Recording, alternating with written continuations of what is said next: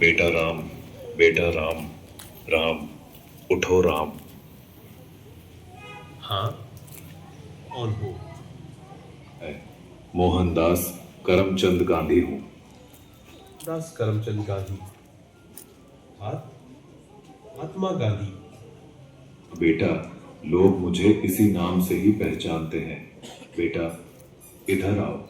तुम क्यों उदास लग रहे हो? बात यह है कि कल आजादी का पर्व है और मुझे कल स्कूल में उसके बारे में कुछ बोलना है। में क्या बड़ी बात है, आजादी के बारे में कुछ बोल देना। लेकिन बापू, क्या सच में हम आजाद हुए हैं? तू ऐसा क्यों बोल रहा है? चलिए बापू, आपको कुछ दिखाता हूँ। देखिए बापू, उस घर में। मम्मी पापा, मुझ पर थोड़ा रहम करो प्लीज। मुझे आगे पढ़ने दीजिए। मैं आगे पढ़ना चाहती हूँ और डॉक्टर बनना चाहती हूँ। बस बेटा, आपने बहुत पढ़ लिया। हमारे समाज में लड़कियां इतना पढ़े यही बहुत बड़ी बात है।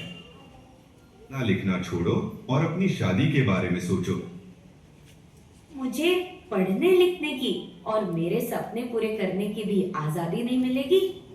आइए बापू, उस घर में भी देखते हैं। मेहरबानी करके आप यह व्यसन छोड़ दो और घर में भी ध्यान दिया करो।